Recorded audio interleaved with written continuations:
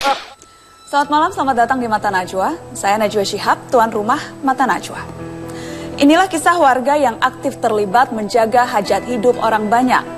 Mereka menyerupai wajah kita membela urusan warga tanpa diminta. Tak ada yang memerintah mereka kecuali kepedulian kepada sesama. Ketika negara tampak terbeban, Indonesia selalu punya barisan relawan. Bergerak karena sebuah keyakinan, berkorban tanpa embel-embel bayaran. Inilah Mata Najwa. Diam bukan pilihan. Kita harus menang total, dukung revolusi mental. Salam dua jari, jangan lupa pilih Jokowi. Salam dua jari, jangan lupa pilih Jokowi. Tanggal 9 Juli kita pesta dan demokrasi. Salam dua jari, jangan lupa pilih Jokowi. Salam dua jari, jangan lupa pilih Jokowi.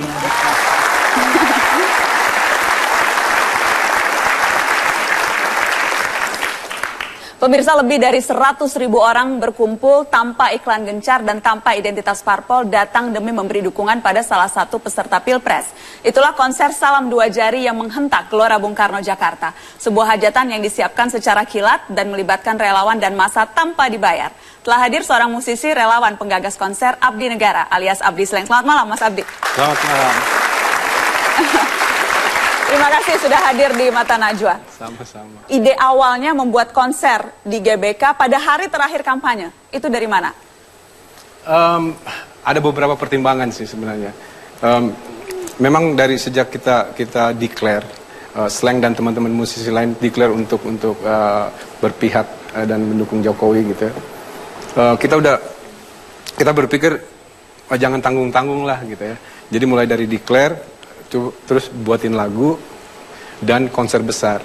Nah, pada saat untuk konser besar ada beberapa pertimbangan yang akhirnya kita memilih tanggal 5. Memang tanggal 5 itu kita anggap sangat penting karena itu hari terakhir, tapi sangat riskan kalau itu gagal gitu ya.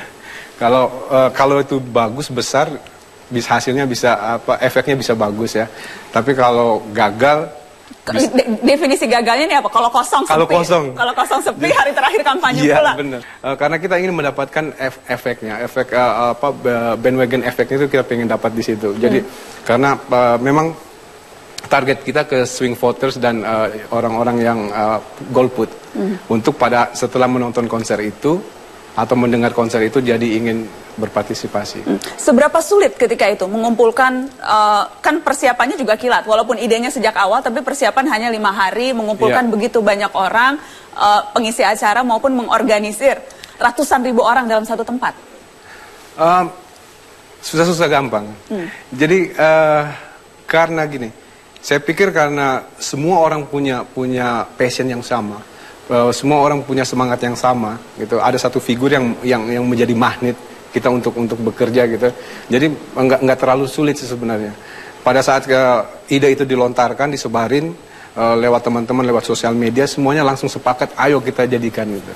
Jadi saat itu ide tadi dari wacana menjadi ide, terus akhirnya ada eksekusi untuk melakukan itu, semuanya bergerak, semuanya langsung unjuk tangan. Saya lakukan ini, saya lakukan ini, saya lakukan ini. Dan semuanya volunteer, semuanya volunteer. Dan tidak hanya artis kan? Dan tidak hanya artis, semua. Berbagai semua kalangan. Semua kalangan. Kita ada cuplikan apa yang terjadi di balik layar, kita saksikan sama-sama, nanti saya tanya lebih jauh.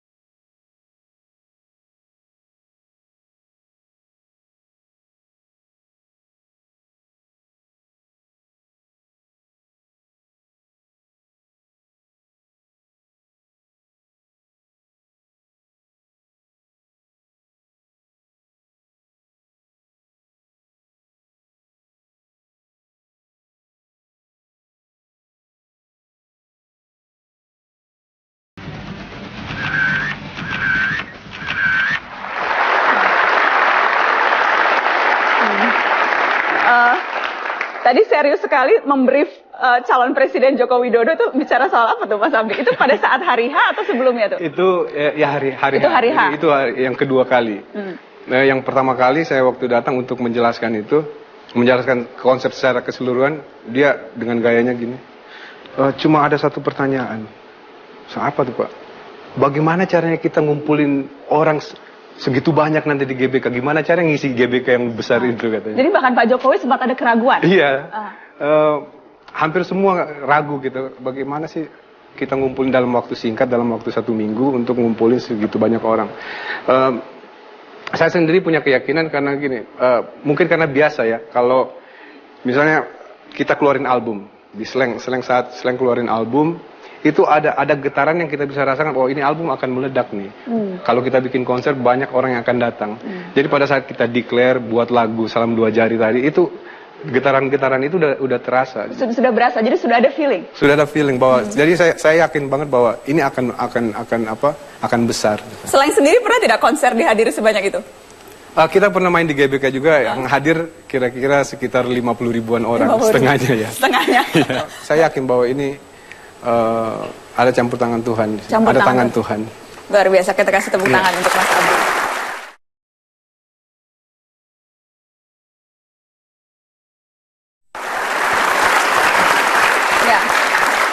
Pemirsa, selain konser Salam Dua Jari, keterlibatan musisi sebagai relawan juga ditunjukkan dalam peristiwa bencana seperti yang selama 10 tahun ini dilakukan oleh salah satu personil Jogja Hip Hop Foundation. Kita sambut Muhammad Marzuki alias Juki, Kill the DJ.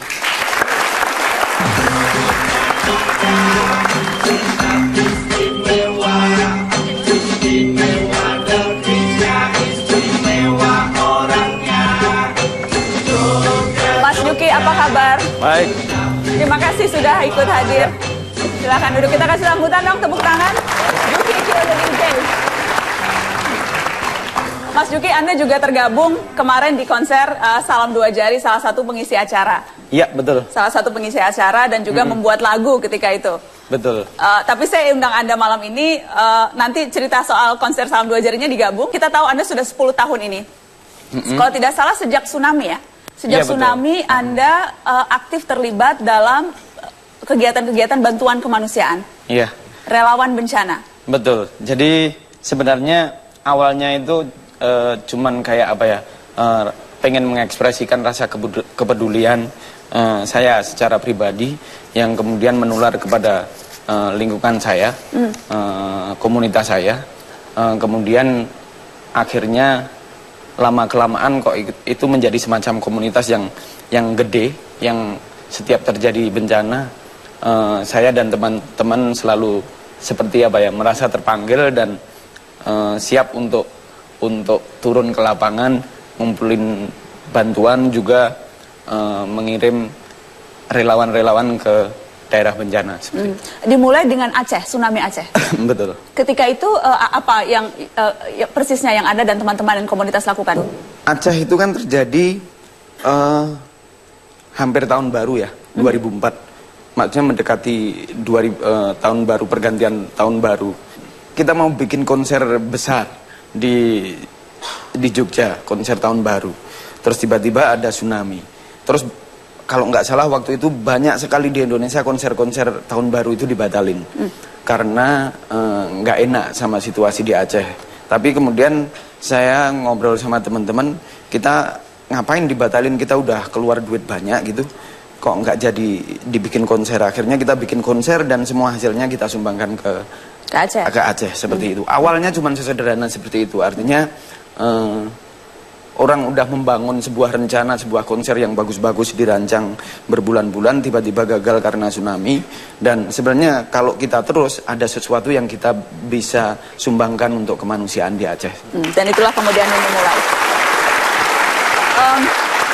Setelah itu berlanjut, ada negeri ini memang kemudian dilanda bencana demi bencana. Betul. Dan kemudian itu berlanjut. Selalu dalam bentuk konser atau ada yang lain yang Anda dan komunitas lakukan? Biasanya tergantung. Kalau di rumah sendiri sih nggak perlu konser ya. Artinya Jogja kan bolak-balik bencana gitu. Dan kita sudah sangat berpengalaman dengan bencana. ada gempa 2006, kemudian ada erupsi besar 2010 kemarin gitu.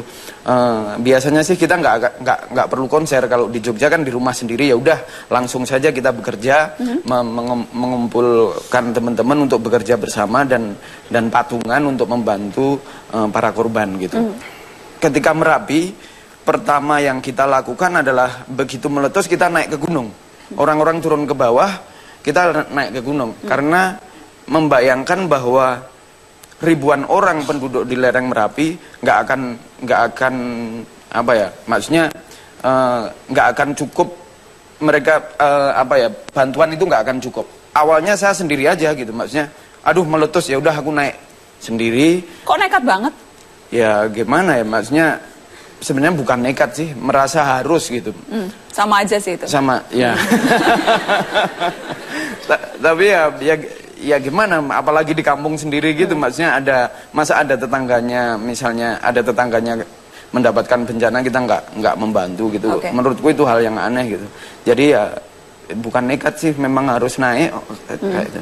Jadi Anda naik kemudian membantu untuk evakuasi turun. Iya. Itu di Merapi. Dan kemudian setelah itu mengumpulkan dana juga. Iya. Setelah dana. itu teman-teman dari musisi-musisi di Jogja kayak Endang Sukamti, Segidok, kemudian bersepakat untuk bikin konser namanya Gugur Gunung. Sampai sekarang juga namanya komunitas itu Gugur Gunung. Semalam juga kita barusan konser untuk Palestina, namanya juga pakai komunitas Gugur Gunung gitu.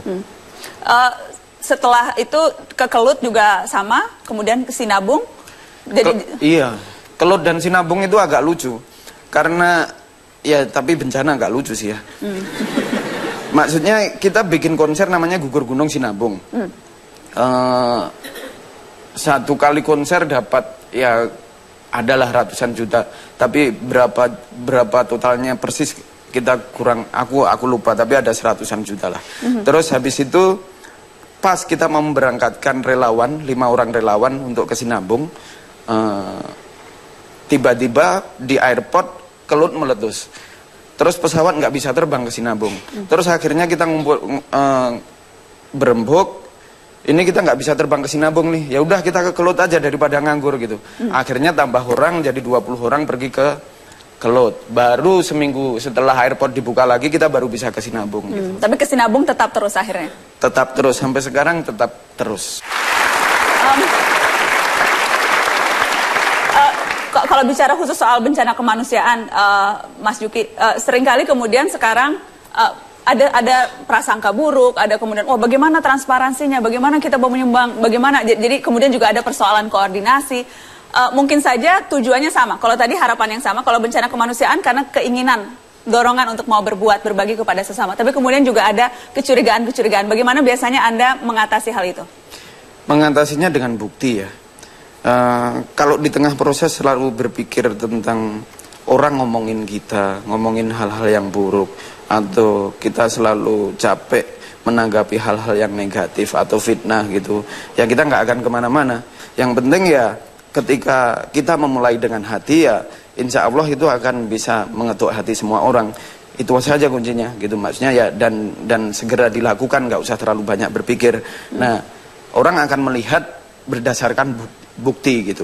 Maksudnya di bencana sama dengan menjadi relawan Pak Jokowi ini hampir sama gitu. Maksudnya orang pasti berpikir, wah ini pasti dapat bayaran gitu.